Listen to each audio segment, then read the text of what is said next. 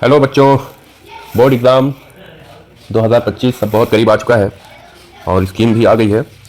तो अब बहुत ज़रूरी हो गया है कि हम स्मार्ट तरीके से पढ़ना सुनिश्चित करें।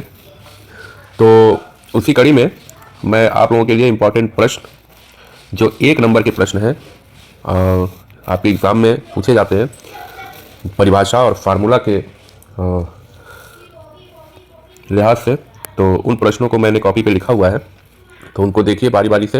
इन प्रश्नों को अगर आप तैयार कर लेते हैं तो मैक्सिमम प्रश्न 1 नंबर के आपके जो परिभाषा और फार्मूला मात्रक पूछा जाता है वो फंस जाएंगे। तो मैं पढ़ते जा रहा हूँ, इसको देखते जाइए। अति लघुत्तरी प्रश्न है ये। पहला चैप्टर है आपका वैद्युत क्षेत्र तथा आवेश।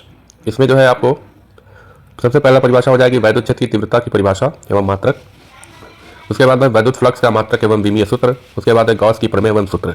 ये परिभाषा के साथ साथ आपको मात्रक भी लिखना होगा, फार्मूला भी लिखना होगा। जहां ये बताने की आवश्यकता होगी कि यह सदिश राशि है या अदिश राशि, ये भी आपको बताना होगा। 1 नंबर के प्रश्न में इतनी बातें आपको लिखनी होती है। उसके बाद है आपका स्थिर वैद्युत विभव, सेकंड चैप्टर है, तथा धारिता। वैद्युत विभव की परिभाषा इसमें पूछ लेता है, इसका फार्मूला पूछ लेता है, इसका विमा सूत्र पूछ लेता है, समविभव पृष्ठ पूछ लेता है, समविभव पृष्ठ क्या होता है, संधारित्र की धारिता की परिभाषा एवं सूत्र पूछ लेता है। उसके बाद है विद्युत धारा, थर्ड चैप्टर है आपका। थर्ड चैप्टर में विद्युत धारा, धारा घनत्व, अनुगमन वेग व धारा घनत्व में संबंध, अनुगमन वेग व विभवांतर में संबंध, गतिशीलता की परिभाषा, इन सभी राशियों की परिभाषा, फार्मूला, मात्रक ये लिखना होता है। उसके बाद है विशिष्ट प्रतिरोध, विशिष्ट चालकता, विद्युत शक्ति, 1 किलोवाट घंटा की परिभाषा।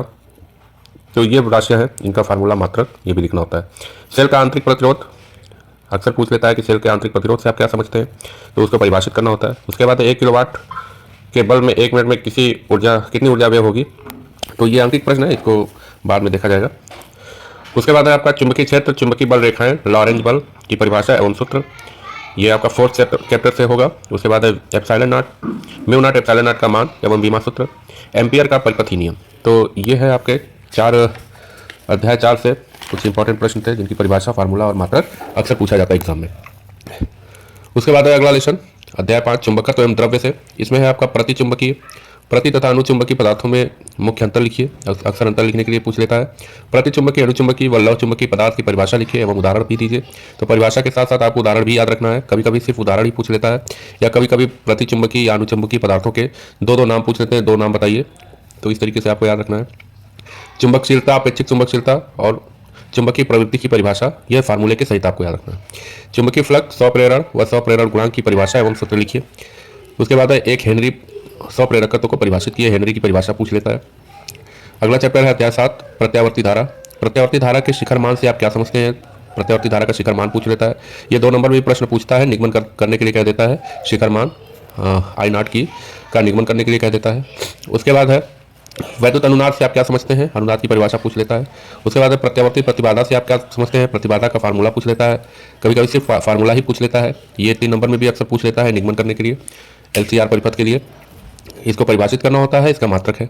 उसके बाद है वैद्युत चुंबकीय तरंग से माइक्रोवेव का तरंग दैर्घ्य परिसर लिखना होता है। माइक्रोवेव का तरंग परिसर क्या है। उसके बाद है विस्थापन धारा व एम्पियर मैक्सवेल परिपथी नियम।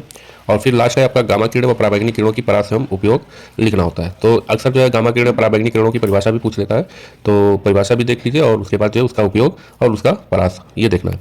तो बच्चों, बोर्ड एग्जाम बहुत करीब आ चुका है, तो बहुत स्मार्ट तरीके से पढ़ेंगे तभी आप अच्छा स्कोर कर पाएंगे। ये 1 नंबर के प्रश्न जो है अक्सर पूछे जाते हैं। फर्स्ट पेपर से था, आपके सेकंड पेपर का 1 नंबर का प्रश्न और मैं लिख के इसी तरीके से वीडियो अपलोड करूंगा। और भी अगर आपको कोई जानकारी चाहिए होगी तो कमेंट बॉक्स में आप करके पूछ सकते हैं। धन्यवाद।